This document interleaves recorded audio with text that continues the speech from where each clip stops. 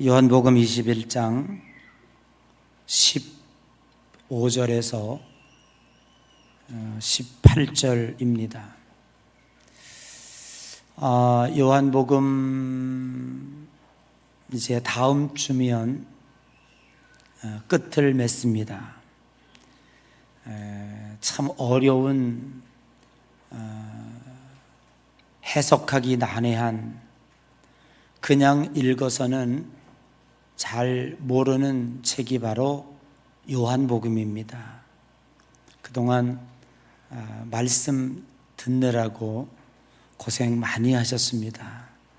은혜는 되셨는지 모르겠어요. 여러분, 한 번 설교 듣고 잘 모릅니다. 충분히 이해받기가 어렵습니다.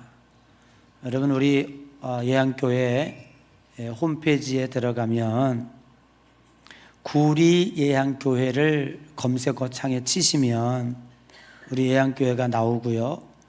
여러분, 그 핸드폰에도 그 유튜브에 들어가셔서 구리 예양교회 치면 다 나옵니다.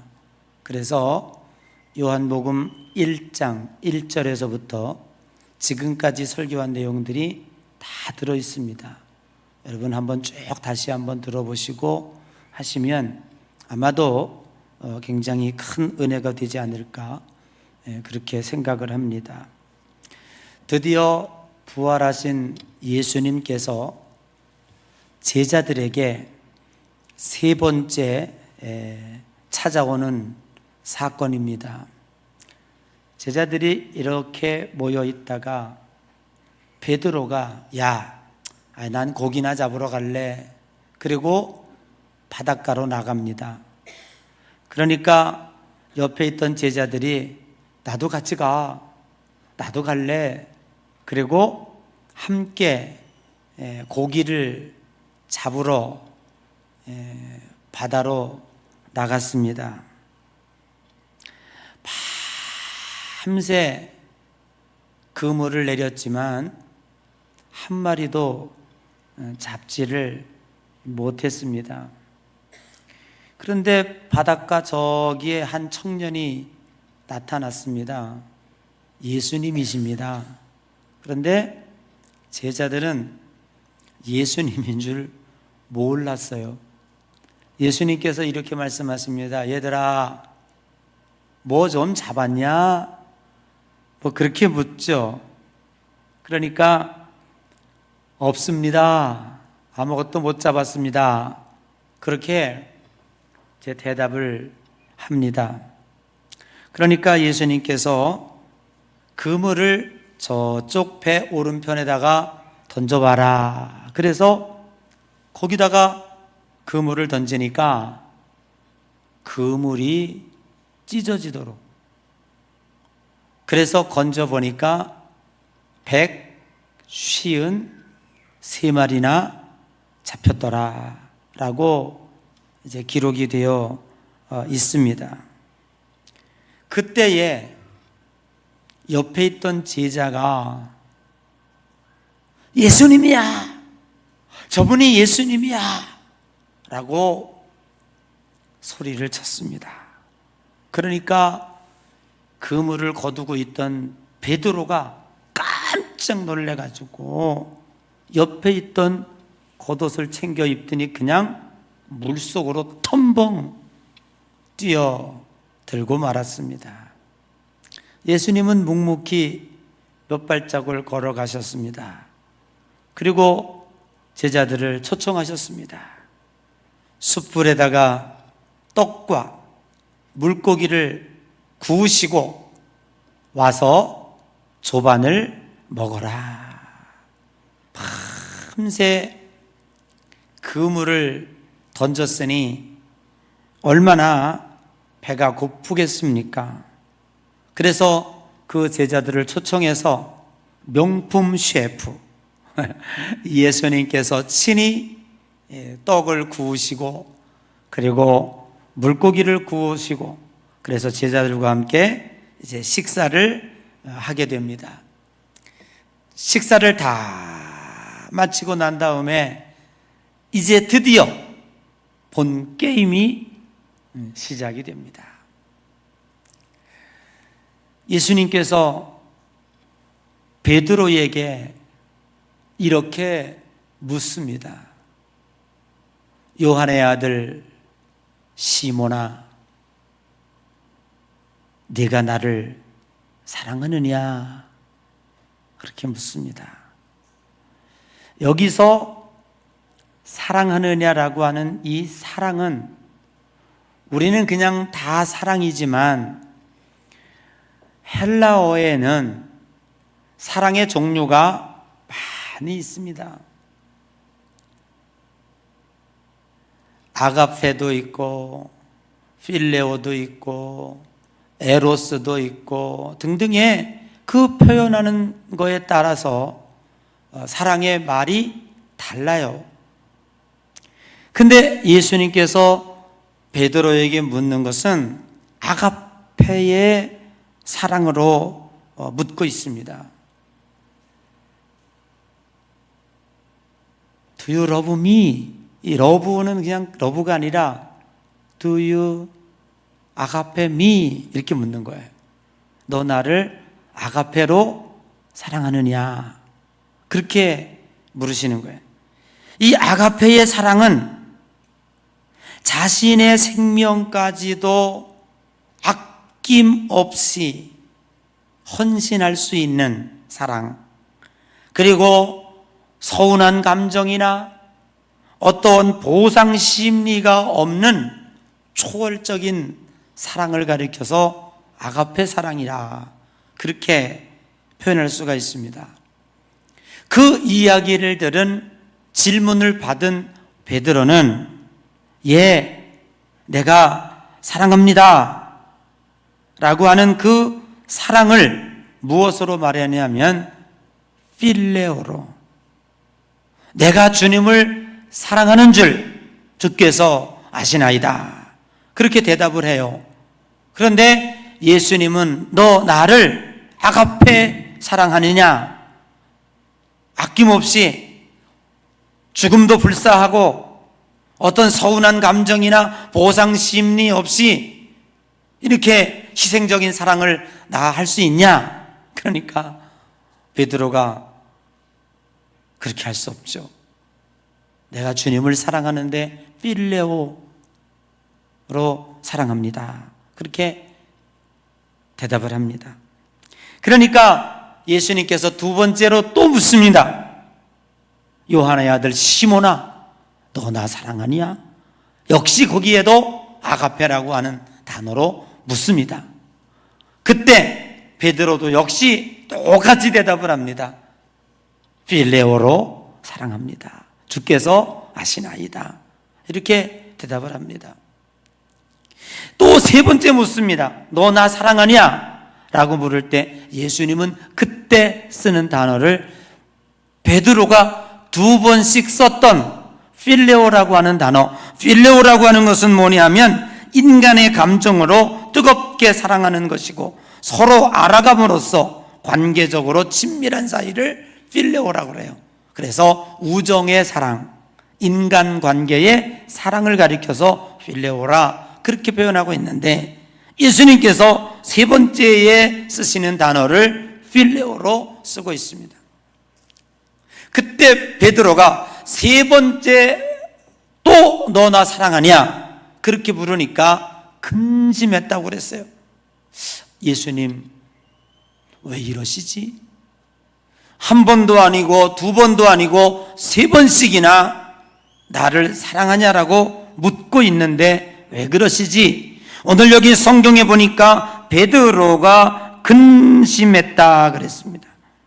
그리고 대답을 하는데 뭐라고 대답하는 거니? 모든 것을 아시오니. 그렇죠. 예수님은 지금 베드로의 모든 것을 알고 있습니다. 실수와 잘못도 알고 있고 세 번씩이나 예수님을 부인한 것도 알고 있습니다.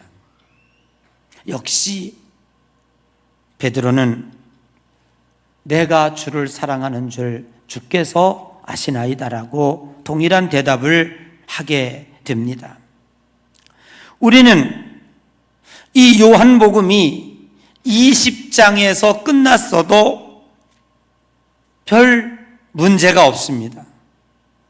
요한복음에서 마치 끝나는 것 20장에서 끝나는 것 같았습니다. 그러나 극구 사도 요한이 21장의 내용을 쓴 것은 요한복음의 결론에 해당할 수 있다라고 보게 됩니다. 오늘 예수님께서 베드로를 향하여 3번씩 물으신 이 질문의 내용에 어떤 의미가 담겨 있는가를 우리는 깊이 살펴보아야 할 것입니다. 우리는 이 내용을 깊이 이해하기 위해서 첫째로 생각해야 될 것은 베드로는 지금 이 예수님의 3번씩이나 너 나 사랑하냐라고 묻고 있는 그 물음을 받고 있는 베드로의 마음의 상태는 어떨까? 지금 예수님이 너 나 사랑하냐? 너 나 사랑하냐? 너 나 사랑하냐? 3번씩이나 그 마음에 대고 묻고 있는데 지금 베드로는 어떤 마음의 상태일까를 생각해 보면 그 질문의 성격이 어떤 것인가를 파악할 수가 있습니다. 오늘 몇 가지 정황을 들춰보면 부활한 예수님을 2번씩이나 목격했음에도 불구하고 수제자이면, 그리고 예수님의 부활을 목격한 제자라면 세상에 나가서 12제자를 구합하고 흩어져 있던 제자들을 모아서 야, 예수님 부활하셨다, 우리 힘내서 전도하자, 그리고 힘내서 하나님 나라 복음을 전하자, 뭐 이렇게 했어야 되지 않겠습니까? 그런데 베드로는 그렇게 하지 아니하고 아이 그냥 나 고기나 잡으러 갈래. 이게 도대체 뭡니까? 고기 잡는 것은 베드로의 본업이었습니다. 그러니까 제자의 사명을 버리고 자기가 본래 하던 직업으로 돌아가겠다는 얘기 아닙니까? 예수님이 3번씩이나 찾아오셔서 그물이 찢어지도록 153마리의 기적을 일으켰고 그 사실을 목도하고 있고 옆에 있는 제자가 아 예수님이야 라고 소리를 쳤을 때 기뻐했어야죠. 예수님을 기쁨으로 맞이했어야죠. 그는 겉옷을 챙겨 입고 물속으로 뛰어들었습니다. 도저히 예수님을 볼 수 없다는 거죠. 차라리 내가 죽으면 죽었지 어떻게 내가 예수님을 보겠냐라고 하는 그 마음이 이 베드로의 마음이 아니었을까 하는 것입니다. 예수님은 지속적으로 아가페 사랑으로 묻고 있음에도 불구하고 어찌하여 이 베드로는 필레오밖에 존경합니다, 존중합니다, 당신을 사랑합니다 라고 하면서 필레오로밖에 대답을 할 수 없었던 이 베드로의 마음은 도대체 어떤 마음이었을까 하는 것입니다. 베드로는 누구보다도 자신의 실수와 잘못에 대하여 심각하게 자책을 하고 있었을 것입니다. 예수님의 부활을 목격했지만 더 이상 예수님의 제자로서 살아가야 한다는, 살아갈 수 있는 마음이 허락지 않았던 것입니다. 베드로의 대답으로 보아서 내가 주님을 사랑하는 줄 주께서 아시나이다, 필레오로 끝없이 고백한 것으로 보아서 예수님에 대하여 존중하고 예수님을 사랑하고 있었던 것만은 분명한 사실입니다. 그럼에도 불구하고 그는 예수님을 참아 보기는 어려웠던 것입니다. 왜요? 그가 했던 과거의 잘못들이, 내가 죽기까지 주님을 지켜드리겠습니다, 이 세상 사람들이 다 주님을 배반하고 떠난다고 할지라도 나만큼은 절대로 주님을 떠나지 않겠습니다, 호언장담했던 베드로가 어린아이가 숯불을 쬐고 있는데 아니 이 아저씨 예수 따라다니는 사람 아니야? 이놈의 새끼야, 난 예수라는 사람 알지도 못해. 3번씩이나 예수를 부인했던 그 마음들이 아마 베드로의 마음속에는 예수님이 부활하지 않았으면 그나마 마음이 편했을 텐데 그 장본인이 부활하여 자기 앞에 있다는 것만으로도 머리 위에 숯불을 얹어놓은 것처럼 힘들었을 것입니다. 그럼에도 불구하고 예수님은 그런 마음을 가지고 있는 베드로에게 3번씩이나 Do you agape me? 너 나 아가페로 사랑할 수 있니? 아가페는 고사하고 필레오도 자신 있게 말할 수 없는데 어떻게 아가페를 이 베드로에게 요구하십니까? 너 나 아가페를 사랑하니? 3번씩이나 물으시는 것은 도대체 무슨 이유였을까?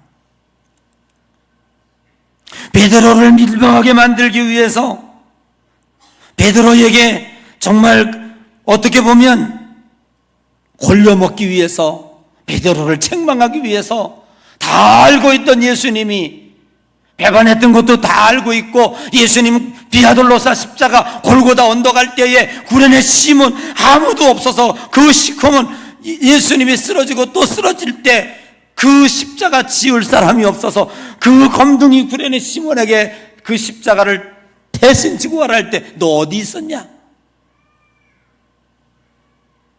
자기에게 피해가 올까봐 제자들이 다 뿔뿔이 흩어진 거 예수님 다 알고 계시고, 그런데 거기다 대놓고 너 나 사랑하냐 묻고 있는 것은 도대체 예수님이 어떤 마음이었을까? 오늘 이것이 우리들의 핵심인 겁니다. 여러분, 왜 물으셨을까요? 베드로의 사랑을 강요해서 억지로라도 주님 사랑합니다라고 하는 고백을 받아내고 싶었을까요? 아니면은 베드로의 그 허접한 사랑을 확인해서 정말 베드로의 그 부끄러움을 보고 싶었을까요? 아닙니다. 우리 여자들이 가끔 살아가다가 남편들을 아주 민망하게 할 때가 많아요.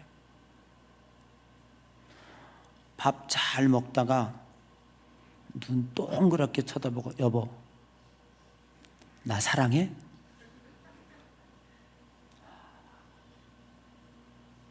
그 질문을 받는 남편의 눈동자는 흔들립니다. 부랴부랴 숟가락을 놓고 화장실 들어가면서 쓸데없는 질문하고 그래? 뭐 그것도 몰라? 그냥 여보 나 사랑해? 그러면 사랑하지 그러면 되는데 그 말을 못해요. 왜냐하면 소크라테스의 말을 잘 알기 때문에 너 자신을 알라. 근데요, 여자들이 자주 남자들에게 그렇게 묻잖아요. 여보 나 사랑해? 여보 나 사랑해? 여러분 여자들 어때요? 자주 묻죠? 안 해요? 포기했어요? 기대도 안 해? 아이고 끝났다. 그래도 묻는 것은요 희망이 있다는 거예요. 묻지도 않는 것은 그건 끝난 거야. 근데 바꿔 얘기하면 여성들이 남자들한테 여보 나 사랑해 라고 묻고 있는 것은 다 알아. 여자들도 다 알아. 이 흙으로 맞는 이 남자 인간들이 얼마나 허접한지. 에? 눈만 뜨면 딴 생각하고, 텔레비에 이쁜 여자 말에 눈이 휙 돌아가고, 데이트하다가도 옆에 예쁜 여자 지나면 확 돌아가고, 그저 그 다 여성들이 평생을 살면서 남자 모습 다 지켜온 거예요. 그럼에도 불구하고 여자들이 남편에게 여보 나 사랑해 라고 지속적으로 묻고 있는 것은요, 남자들 착각하지 말아요. 남편들에게 그 허접한 사랑을 강요해서 여보 내가 사랑해 라고 하는 말을 듣고 싶어서 그러는 것이 아니라, 왜 이렇게 허접함에도 불구하고 여자들이 여보 나 사랑해냐라고 묻고 있는 줄 아세요? 그 말은요, 여전히 여자들이 남편을 사랑하고 있다는 얘기를 하고 있는 거예요. 여보 내가 당신을 이렇게 사랑해라고 하고 있는 그 말을 무엇으로 얘기하고 있냐면 당신 나 사랑해. 그러니까 여러분들이 아내가 남자들에게 여보 나 사랑해라고 묻고 있는 그 저희는 그 아내가 남편을 사랑하고 있다는 거예요. 내가 당신을 사랑해라고 하는 말을 간접적으로 돌려서 여보 나 사랑해 이렇게 묻고 있는 거예요. 여러분 오늘 예수 그리스도께서 베드로를 왜 모르시겠습니까? 오죽하면 베드로가 근심하여 모든 것을 아시오매. 세 번째 질문에 그랬잖아요. 첫 번째 질문 너 나 사랑하니? 두 번째 너 나 사랑하니? 세 번째도 너 나 사랑하니? 그러니까 근심하는 얼굴로 주께서 다 아시오매 그랬잖아요. 그죠? 탐시롱 그런 뜻이잖아요. 주님 탐시롱 슬픈 얼굴로 아마 그랬을 거예요. 그럼에도 불구하고 주님이 다 알고 있음에도 불구하고 왜 이렇게 너 나 사랑하니라고 묻고 있는 것은 거기다가 아가페 사랑을 붙여서 사랑하고 있냐라고 하는 것은 예수님이 내가 너 이렇게 사랑한다는 거예요. 너는 이렇게 실수도 많고 네가 이렇게 잘못을 하고 너 끝까지 다 지켜준다고 그랬고 세상 사람 다 떠난다고 할지라도 너만큼은 나를 지켜준다고 네가 호언장담했는데 너 3번씩 부인했잖아. 너 어린아이가 얘기할 때 3번씩 너 나 모른다고? 진짜 나 몰라? 그거 추궁하려고 그러는 거 아니에요. 그럼에도 불구하고 나는 너를 사랑하느니라. 내가 너 사랑해. 베드로야 내가 너 사랑해. 그 얘기를요 3번씩이나 돌려서 하는 거예요. 그리고 주님이 숯불을 몸소 피워놓으시고 그리고 물고기를 구우시고 떡을 구우시고 야 밥 먹자. 그건 뭐예요? 여러분 우리가 막 뭐가 논쟁이 있고 막 다툼이 있고 막 그럴 때 가장이 야 밥 먹자 그 말은 뭐 다 됐다 이 말이야. 뭐 그거 뭐 얘기해봐야 뭐 논쟁해봐야 뭐하냐. 다 돕자. 진짜 밥이나 먹자 그런 얘기예요. 여러분 주님이 오늘 숯불을 펴놓고 그리고 제자들에게 밥 식사를 차려놓고 하는 그 이야기는 뭐냐면 너희들이 한 거 내가 다 알고 있지만은 괜찮아 됐어. 내가 다 이해해. 아멘. 이것이 하나님의 마음이에요. 누가복음에 탕자의 비유가 나옵니다. 아버지의 재산을 가져가서 다 탕진하고 그리고 집으로 돌아옵니다. 그 아들은 무슨 심령으로 돌아왔냐면 내가 아버지의 아들로서가 아니라 아버지의 아들이라 칭함을 받기에도 참 부족해요. 그건 말도 안 돼. 다만 품꾼의 하나로 써달라고. 아버지가 데리고 있는 종들도 나보다 잘 먹고 잘 사는데 내가 이게 뭐하는 짓이냐. 아버지에 돌아갈 체면은 없어요. 아버지에 돌아갈 자격이 없어요. 집에 가서 아버지라 부를 수 있는 내 마음이 아니야. 그냥 품꾼의 하나로 종으로 써달라고 하는 마음으로 온 거야. 지금 베드로가 그 마음으로 앉아있는 거예요. 그런데 거기다 대놓고 너나 사랑하냐고 물으니 얼마나 민망스럽겠습니까? 그러나 그 아버지는 그 아들을 품고요 채색 옷을 입히고요 금가락지를 끼우고요 송아지를 잡아가지고 동네에 잔치를 베풀어요. 세상에 어떤 아버지가 자식과 옳고 그름을 따지고 옳고 그름으로 승부를 낼 수 있겠습니까? 진짜가 나타났습니다. 그런데 가짜입니다. 연속극들을 전혀 안 보시고 늘 성경 보고 기도하니까 제가 이게 진짜를 얘기해도 저게 뭘 얘기하나 그렇겠지만은 평생 그 아들 하나 데리고 들어와가지고 시어머니에게 수없는 수모를 당하면서도 아들이 희망이었습니다. 그런데 그 아들이 어느 날 아내를 데리고 들어왔는데 배까지 불러 들어왔습니다. 아이고 잘했다. 내 손주 새끼 언제 나오나. 진짜야 하고 살았는데 어제 드라마에 보니까 가짜야. 남의 자식이야. 이 어머니가 열받아가지고 너 나하고 이별하든지 저 여자한테 가든지 둘 중에 하나를 선택하라고 얼며멀며 난리를 치고 마치 죽을 것처럼 합니다. 나는 그 드라마의 끝을 압니다. 절대로 그 어머니는 아들을 이기지 못합니다.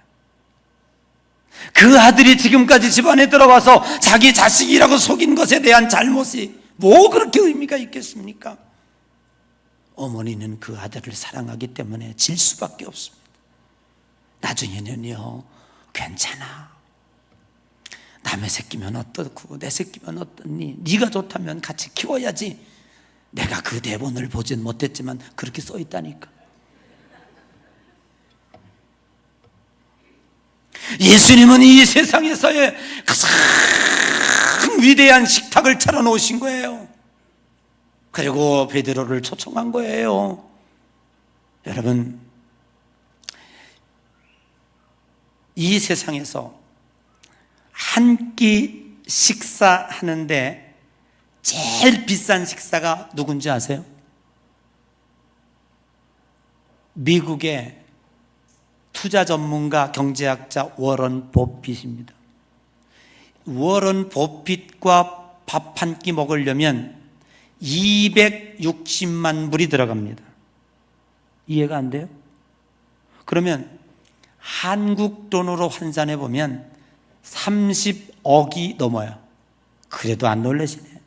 여러분은 보통 한 끼 식사를 한 50억씩 하시나 보죠?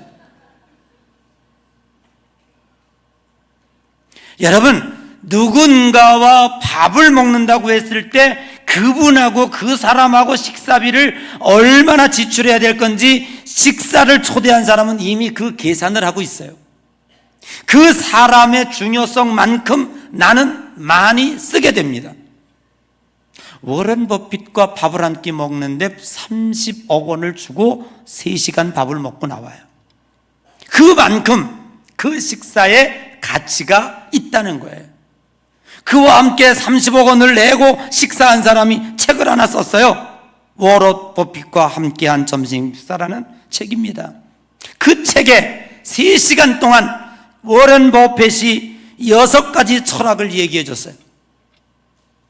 얘기해 드릴까요 말까요?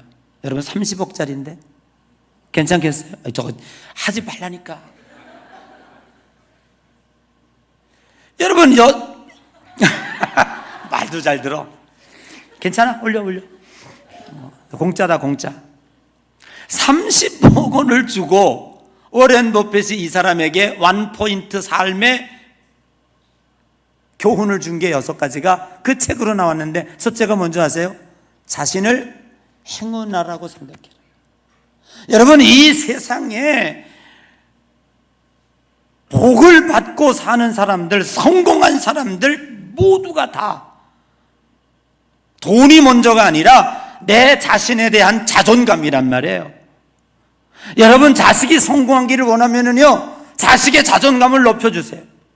여러분의 남편이 성공하기를 원하면요, 남편에게 엄지척을 많이 하셔야 돼요. 출근할 때 엉덩이 들리면서 당신이 최고야, 무슨 일을 하더라도 당신이 최고야만 해보세요.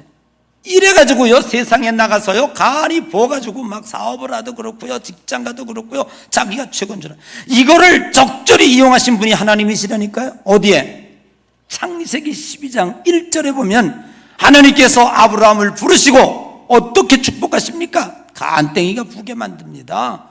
내가 너에게 복의 근원이 되고, 아멘, 모든 민족 위에 뛰어나게 하게 되고, 할렐루야, 너를 강성하게 하고, 너를 축복하는 자에게 내가 축복할 것이고, 너를 저주하는 자에게 내가 저주할 것이다. 아멘.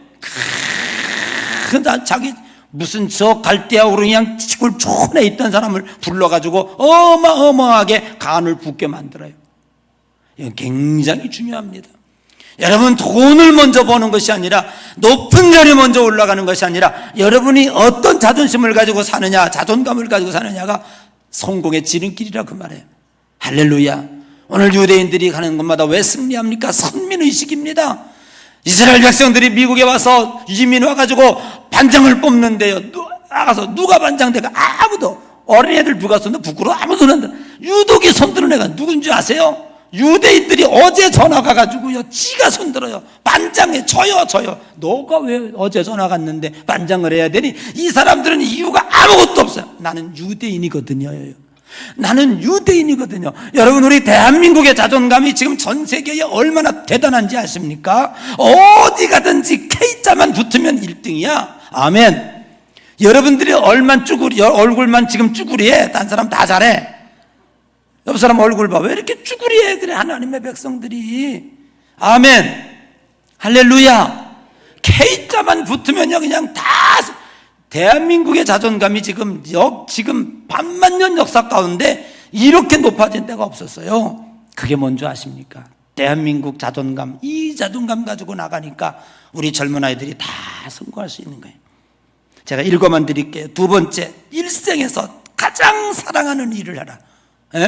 뭐든지 내 생명을 바꿀 수 만큼의 이 일의 가치를, 그런 일을 해라는 거예요. 뭐든지. 아셨어요? 세 번째는 뭔지 아세요? 주변에 현명한 동료를 사귀라는 거예요. 절대 실패한 사람 옆에 두지 말고, 조잘조잘 부정적이고 남 흉만 보는 사람 절대 친구로 삼지 말라는 거예요. 항상 지혜롭고 현명한 사람, 믿음 좋은 사람, 헌신하는 사람, 도와주는 사람, 이런 사람 옆에 두라는 거예요. 그게 성공의 지름길이에요. 아멘. 옛말에 친구 따라 강남도 간대잖아요. 네 번째, 스스로 판단하고 인내하라. 한번 남의 얘기 듣고 하지 말고 자기가 연구하고 자기가 생각하고 자기 결정에 의해서 판단하고 해서 한번 결정한 것은 끝까지 가라는 거예요. 왔다 갔다 하지 말고. 제가 늘 설교 시간에 얘기한 거예요. 왜 복을 못 받는 줄 아세요? 오두방정 다 떨어가지고 여러분들이 했던 거 지금 다 쏟아뜨리고 있잖아. 내가 지금 다 얘기하고 싶은데 지금 절제하는 거야 지금. 다섯 번째는 뭔지 아세요? 성경적입니다. 이미 이루어졌다고 믿어라. 아멘. 이미 이루어졌다. 여섯 번째는 늘 베풀고 언제나 나누고 섬기는 일을 잘하고 검소하게 살아라. 이것이 워런 버핏이 30억짜리 점심 먹고 해준 이야기라 이 말이에요. 사랑하는 성도 여러분, 베드로에게 차려주신 예수님의 식사는 얼마나 가치가 있었을까요? 그 가치는 돈으로 환산하면 어느 정도였을까요? 지금까지 예수님과 함께 1년이면 1000번, 2년이면 2000번, 3년 공생애 동안에 예수님과 함께 자고 예수님과 함께 밥 먹고 예수님과 함께 살았던 베드로가 도대체 얼마나 수없는 식사를 예수님과 함께 하지 않았겠습니까? 그런데 오늘 예수님의 마지막 이 식탁, 주님이 차려주신 이 셰프가 되어 차려준 이 식탁은요, 돈으로 환산할 수가 없는 식탁입니다. 여러분, 예수님은 베드로를 사랑으로 초대하기를 원하셨습니다. 그의 마음을 치유하기를 원하셨습니다. 이대로는 도저히 쓸 수가 없습니다. 그 마음, 그 상태 가지고는 하나님 나라가 전쟁을 일으킬 수가 없습니다. 여러분, 전쟁터에 나간 군인이 부상을 당하면 어떡합니까? 즉시 후송을 하고 즉시 군인병원에 가서 치료를 하고 그 병이 나아야 전쟁을 할 수 있는 거예요. 아니, 우리 하나님을 믿는 성도들이요, 왜 이렇게 시무룩하고 왜 이렇게 나약합니까? 우리의 지금 마음의 병이 들어있기 때문에 그래요. 그 마음의 병은 뭐냐면요, 죄책감, 자격지심. 자신의 삶을 돌아보면 에이구, 내가 무슨 하나님의 자녀라고, 아이고, 이래도 내가 무슨 집사인가, 잡사지, 에이구, 이런 놈이 무슨 권사야, 골사지, 골아가지고, 에이구, 내 자신을 돌아보면 무슨 이걸 장로라고, 무슨 장로야, 그냥 장롱이지. 목사는 어떨까요? 에휴, 내 자신이 살아온 삶을 살아보면요, 인정되질 않는 거예요. 자기의 부끄러움 때문에 이게 무슨 목사인가, 독사지. 이것이 우리들을요, 나약하게 만들고 역사를 일으키지 못하게 만들어요. 주님은 우리들을요, 너나 사랑하니 라고 묻고 있고, 주님이 다 알고 계심에도 불구하고 뭐라고요? 괜찮아, 내가 다 용서하고 내가 다 받아주고 내가 다 이해했어. 아멘. 예수님이 이 치유의 역사가 있기 전에 베드로는 어땠습니까? 아무리 기적을 보아도, 아무리 부활한 예수님을 보아도요, 자신이 없었고요, 예수님 나타났다니까 그냥 물속으로 뛰어들고 싶은 마음이었습니다. 그러나 주님이 이 치유 사건 이후에, 요한복음 다음에 로마서가 나오는 게 아니라 요한복음 다음에 고린도서가 나온 것이 아니라, 왜 요한복음 다음에 사도행전이 나온 줄 아세요? 똑같은 베드로였는데 요한복음의 베드로와 사도행전의 베드로는 완전히 달랐어요. 예수님의 이 식탁 이후에 베드로는요, 지금까지 베드로는 칼이 능력인 줄 알았어요. 예수님을 따라다니면 뭔가 한 자리 할 줄 알았어요. 그래서 이 세상에서 뭔가 득세하고 힘을 얻으려고 생각했습니다. 그러나 그것이 다 실패로 돌아가고 자기의 나약함으로 인해서 주님을 볼 면목이 없었습니다. 그러나 주님의 사랑을 경험한 이후에, 주님의 사랑으로 어루만져 주시고 그 마음을 치유해 주시고 그 식탁에서의 그 주님의 마음을 경험한 이후에 성령을 받았습니다. 그리고 베드로가 달라졌는데 어떻게 달라졌습니까? 사도행전 3장 6절 이하에 성전 미문에 앉아있는 안전뱅이가 한 품 달라고 구걸하고 있습니다. 베드로가 뭐라고 말했습니까? 은과 금은 내게 없거니와 내게 있는 것으로 내게 주노니 나사렛 예수의 이름으로 일어나 걸어라. 아멘. 여러분, 예수님의 이름을 마음에 소유하기에 전혀 부끄럽지 않게 생각했습니다.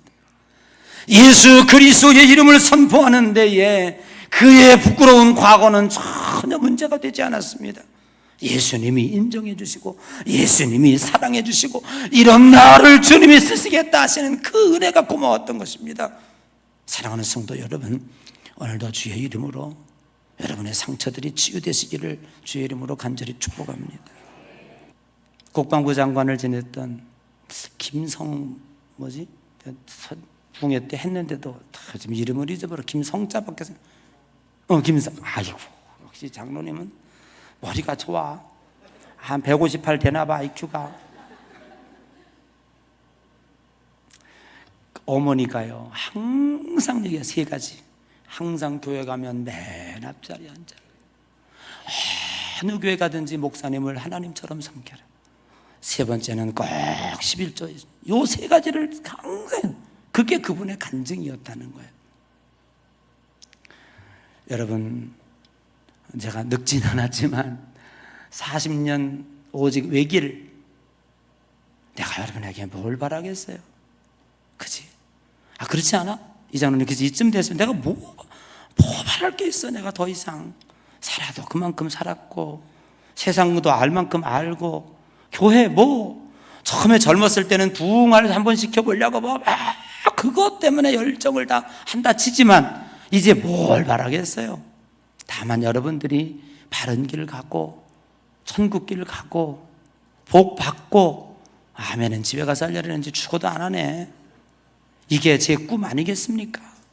여러분, 오늘 베드로처럼 주님의 넓은 사랑의 품 안에 그 사랑을 받고 그 괜찮아